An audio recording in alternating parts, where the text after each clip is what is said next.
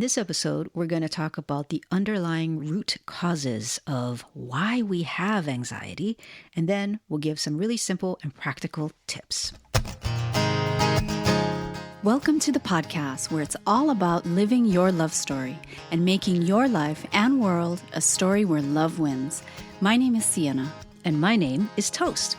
We've been partners in life, love, and music since 2001. Welcome to our podcast. You have to know that every time we hear ourselves do that intro, we make fun of ourselves. What does that say about us? Well, we know how to laugh at ourselves, and all right, we just can't be bothered to redo it. That's what it says. I know, because we could totally redo it. Yeah. Okay. But we're not. So, we'll just laugh at ourselves. It's all good. So welcome to part 2. On anxiety. On anxiety. Okay. Anxiety. So if you missed part 1, we did introduce a book called First We Make the Beast Beautiful by Sarah Wilson. So I just wanted to share a few things in this book. I'm going to just read a little bit. Okay. Where we just have to understand that, you know, sometimes it can be good to know an anxious person in your life. So Toast, I'm talking to you. Sometimes it can be good. All right. Okay. I'm sitting down. Preach it. Preach to me. So, according to Sarah Wilson, in First We Make the Beast Beautiful, here's why it's great to just, have, to embrace the fretter in your life. Planning a picnic. Get an anxious mate on board. They'll be able to provide you with a full itinerary of weather contingency plans and better salad delegation techniques. That's great, right? Yes. Contingency plans are fantastic. Oh, and by the way, Sarah Wilson is from Australia. So in a lot of her writing, she will say, call you mate. And fretter. Yeah, and a fretter. A fretter. Yeah. Or, hey, planning a dinner, party, holiday, walk in the park, any kind of event in the next 365 days, the fretter will have their phone charged. They'll have remembered Oliver is gluten-free. They'll have factored in dinner with your mom next month and your couple's counseling appointment at 5 p.m. This is true. This is true. And this is why... Okay, go. Keep going. Fretters can also spot a dickhead. Ooh. I'm reading this from the book. Very powerful. Their heightened threat radar means they're selective about who they befriend. If you're one of their mates, you can rest easy knowing you're not a dickhead. That was a relief to me. Yes. Fretters will also hear and attend to the dripping tap well before you finally hear it and have to get up out of bed to turn it off. Mm-hmm. So they notice those little details. Mm-hmm. And fretters are tough. As a functioning, anxious person, they work hard as a matter of course. When the going gets tough, they naturally rise to the occasion. And they have great life advice when you're going through a rough patch. Veritable oracles. They give a shit about everything. So that's from Sarah Wilson. And that so describes you. Well, the reason why I wanted to read it is because don't feel bad if you're a fretter. And that's what this whole book is about. It's about as the title says, first we make the beast beautiful. It's about embracing it and knowing there are gifts to mine from this behavior or this condition or this whatever you want to call it. Mm-hmm. You know, this tendency, this leaning. Yeah. Yeah. I think, okay, so in the last episode about anxiety, you had mentioned the overlap or the relationship between being an empath or a highly sensitive person and being an anxious person.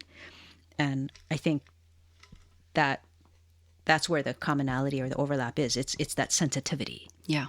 You know, like, yeah, you're observant. You'll notice things. You'll notice the guy's gluten-free or you'll notice the dripping tap.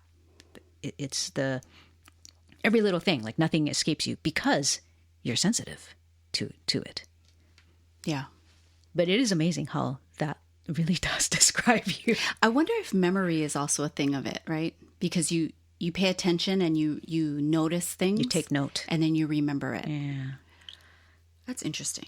Anyways, so if you are a fretter, don't fret about being a fretter, because there are wonderful things to take from that. And the world needs everybody. It doesn't need you to be anxious. The world does not need you to be anxious about being anxious. Right. Because that causes more anxiety. But the world definitely and we benefit from the sensitivity and the observations. We need all the people, and right? the concerns about the future and the giving a shit. Right. It's good. Thank you. Please. We need all kinds of people. Yes. Yes. All kinds of mates. Yes. All kinds of mates. Yes. Okay. So, as promised, the underlying root cause of anxiety. A theory that Sarah Wilson presented very early on in the book, which I completely agree with. So I am just going to stand on my soapbox and say, yes, this is the underlying root cause of anxiety and stress and worry. As well as fear. A lot of things, right? Like this is an important, Yes, I think this is the foundational root issue when it comes to matters of spirituality. Mm-hmm. My favorite topic. And it's what Sarah Wilson in her book calls the, quote, something else. And I'll use it in a sentence from Sarah Wilson to explain it. Please do. Okay, here's Sarah Wilson. I wish I could do an Australian accent, because then I would do it in an Australian accent. We should have asked Aussie to do it. I haven't watched. We have a friend we call Aussie. Dundee, or what is that? The Crocodile Hunter. Crikey. Okay. I'm really fretting that something is missing that should be making me feel supported, comforted, and assured that everything's going to be okay. That I'm not connected with this something else is my anxiety. Yeah. End quote. Yeah. And when I read that, I was like, yes, preach it, sister. Mm-hmm. That's it. Yeah. That word, connection. Mm-hmm. It's our human ability to disconnect just psychologically. Because well, now everything we're doing, I mean, what do you mean? Technology has been fantastic, and I'm so grateful for it, especially now. Okay. Yes. But it also is the thing that is disconnecting us. Isn't that interesting? From the, from our current, the people living in our house, the people that, we're actually with physically. Right. We're still checking Instagram. We're still checking, we're doing that. And yet that is also the thing that helps us to get on Zoom and see a person and actually feel like, wow, that was really nice. Mm-hmm. Mm-hmm.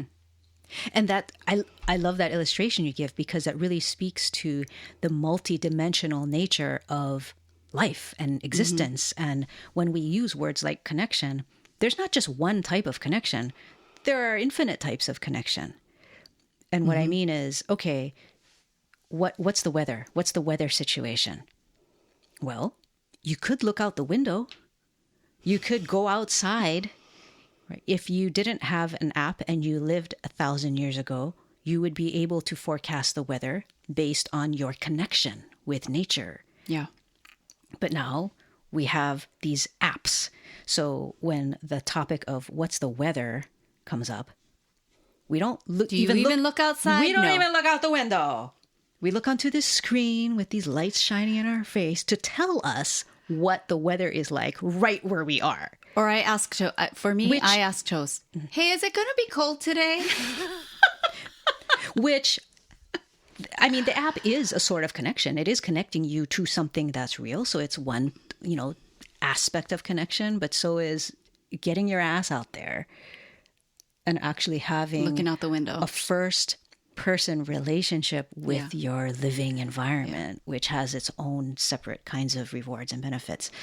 So anyway, this connected thing, this quote, something else, that's the thing that I love, and I love cultivating it so that I do feel a sense of support and comfort and assuredness. Yeah. And it's not all rainbows and unicorns feeling. Right. When I do feel support, comforted, and assured even. Mm-hmm. Sometimes it's a very sad, poignant kind of feeling. Yeah.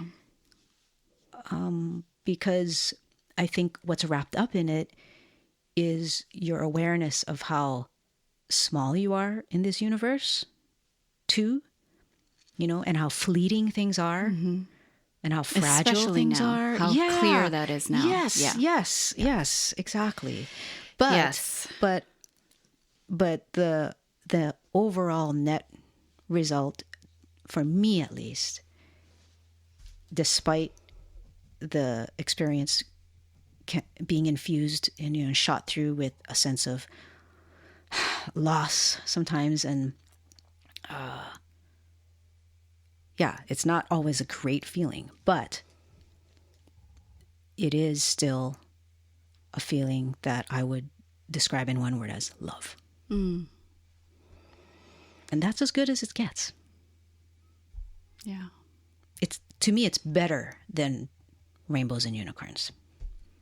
Better than rainbows and unicorns? Yes, because it's based because it's based in a reality that is so profound. Okay, yes. Anyways, that's what I have to say about this something else and the root cause of anxiety. And I could go on, but I won't because we need to move on. Well, we can have another podcast about something else. Okay. About the something else. Okay. That might be helpful to have. It will keep, as long as we're doing this podcast, it's going to keep coming up because I love talking about it. That really, we have talked about it. Yeah. We talked about it before as the disconnection. Shut me up about it. The disconnection. Right? Yeah. When you're disconnected with the something else, from the something else, or you have disconnected yourself from the something else, and then all these things ensue. Yes. Right? And this disconnection is really only happening in your head, on our side of things, right? Because you can never disconnect. You are alive. Exactly. You're here. Exactly. You're made of the same stuff everything else is. You're connected. Very true. Okay. Very true. Okay. So let me just step back. So with this something else, for this, this search for the something else. So when you think about that, like searching for the something else, if you are searching for the something else, it probably feels like then that you have this hole. There's this hole, and now you're searching for the something else, right? Because you feel this emptiness, you feel this hole. Yes. So oftentimes the fretter will be just doing all these things to fill this hole. Let me fill the hole. Let me fill the hole. And that can look like filling the schedule, the calendar. Let's just make sure I schedule all these things to do. It can be overworking.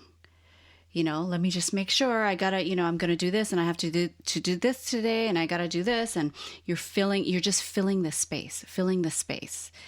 When truly something that's helpful that we alluded to in the last, in part 1 is what the fretter actually needs is to create space, not be filling. And that can also be food, or maybe watching too much TV, right? Episode after episode of Homeland. But the fretter needs to create space. Now, when you say space, that makes me think of emptiness, which feels scary. Yeah. So can you say more about space? Creating space to process. So you might think that's time to process, but it's not necessarily time. Okay. It's the space. It could be 2 minutes. If you have a job, say, where you have meetings and meetings and meetings, creating space might just be not booking the meetings back to back and having space in between the meetings and consciously use that space to process, to check in, to how did that meeting go? To process. Just to take what is 5 the deep breaths coming and up? Be in your body. Yeah. Kind of thing. To be present in the moment, right? To be present. Okay. I know how did that meeting go might not seem like that's present, but what are you left with, right? You had the meeting. How are you feeling?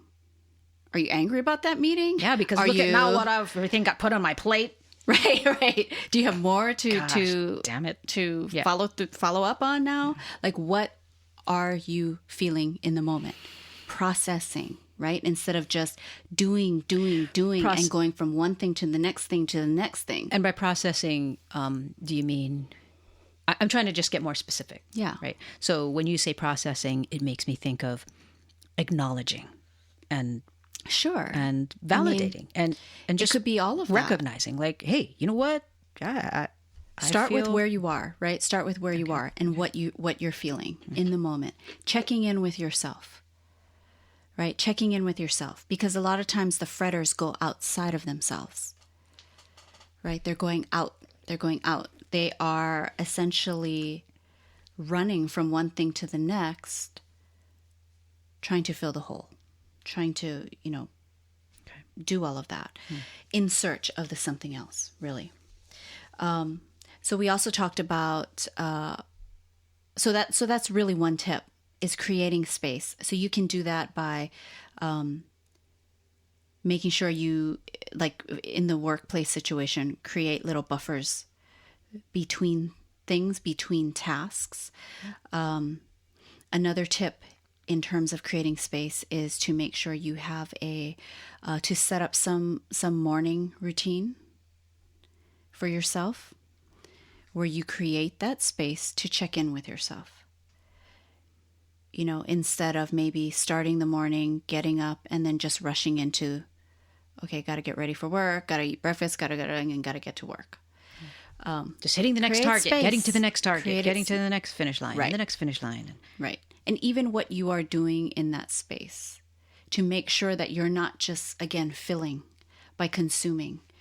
Do you have a morning routine where you're just now filling by reading to the next and consuming chapter. More things, yeah. Or listening to a bunch of podcasts or studying, like that's still filling.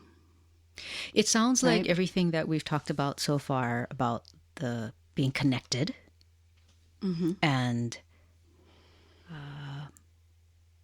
not filling, but instead just being and checking in with yourself. It sounds like all of this, the theme is about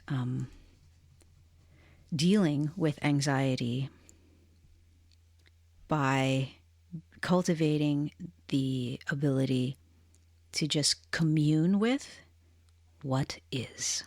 Yeah. And by what is, I mean, what is your mental state? What is your emotional state? What is your physiology like right now? Just what is it?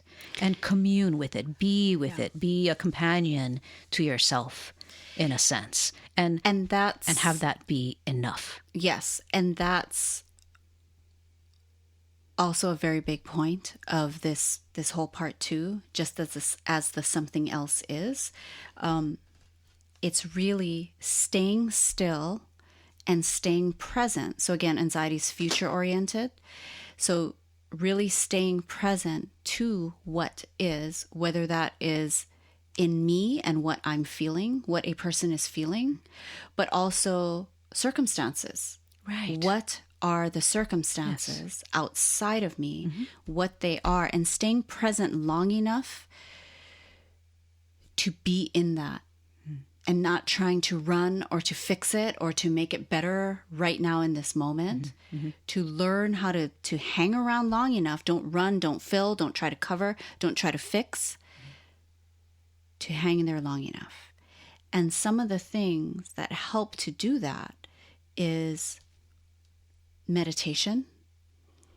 And I know people are so sick of hearing about meditation. I know, you guys. Mindfulness. I know. I'm sorry. But it's true. And now more than ever, we mentioned Insight Timer, the app to help with meditation. I think the app Calm, the Calm app, has very friendly meditations. The woman's voice, I gotta say, I didn't love her tone of voice. So if you're really sensitive to that kind of stuff, you might not want the Calm app, but they have really beautiful music and lots of different things there. Lots of things in that app to reward you if you respond to that. Like, hey, great job, you meditated X amount of time. So if you like that, Calm is a good one. I know, Toast, you've used Headspace, right? Yep. Headspace. And we also really, really love Sam Waking Harris. Yeah, Waking Up with Sam Harris. And I love that dude. Sam Harris. I know. He's my amazing. boy. I love Sam He's amazing. Harris. But however, if he's probably a good one if you love philosophy. And but I wouldn't start there though. Not for the average person wanting like, okay, I really need to meditate more. It's probably not Sam Harris unless you again love philosophy. Well, if you're kind of disgusted and over it and sick of this whole meditation thing, then you might want to try Sam. Then try Sam Harris. Sam is actually really great. It's called really great. We keep saying Sam Harris, but it's Waking Up. His app is called Waking Up. Yeah, and it's various shades of blue. It's a head, and it's various shades of blue. So, anyways, I think those are the main points in terms of the tips. So it really is about creating space. It really is about not running and filling that hole, staying present long enough to feel and be with what is, whether that is how you're feeling and where you're at, but also in addition to that, the circumstance, your life situation, whatever is going on. And I think one way to think of that concept is to be able to be with the dynamism, to be able to be with the ever-changing nature of life. Yeah. Everything in life is always changing, including ourselves, including our goals, including what we want. It's always changing. And I think the knee-jerk desire to want to have things reach an end point, like once I reach the certain goal, whatever it might be. Let that go. Whether it's in relationships or fitness or diet or career or financial situation or possessions or status. The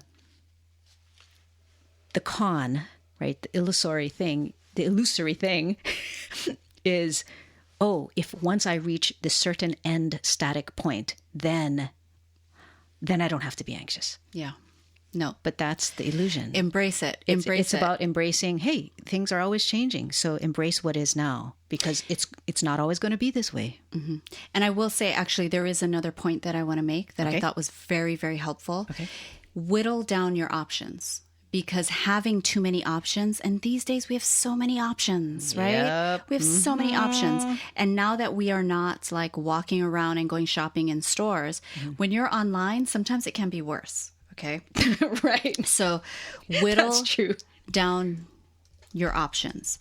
So, because having too many options has been known to create anxiety. You're like, this one or this, what should I do? And a lot of the anxiety is created by, having too many options and therefore not knowing which one to choose and not being able to make a decision. And then when you can't make the decision, you think, oh my God, this is so crazy. I should be able to decide, which then feeds the anxiety. Like, what's wrong with me? I should be able to decide this. It's a crazy loop. Okay. So whittle down your options. And it can be easy things like have the same breakfast every day. Start your day with the same breakfast every day, or have two that you toggle between. It could be having somewhat, if you're working from home now, having somewhat of a uniform, like a go-to, so you don't have to choose, like, what am I going to wear today? It's like, no, my uniform is I always wear jeans and I always wear this and this and this. And have many sets of those things, There are, and for some people, that kills the creativity and it kills all kinds of things. But these are very basic things where if you save your decision energy and all of it, you'll have more energy for the things that really, really matter. Yeah, things that really matter to you. Yeah. So like if you're a chef, then maybe you don't want to have the same breakfast every day, right? Right.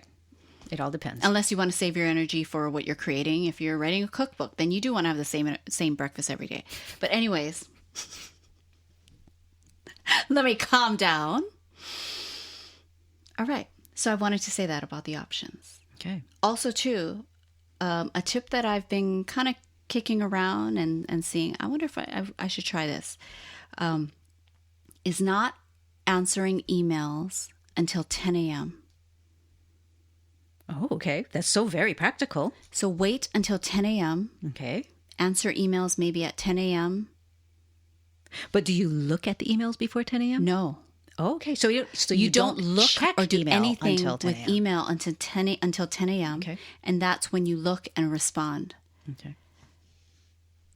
Because you're batching your processing of emails. Yeah. Then your whole morning, you're not first thing waking up and checking email. Yes. And you don't have in the back of your mind, like, oh. I should check email. Right. You're Because you've also already not doing made the that. decision. I'm doing it at 10. Yeah.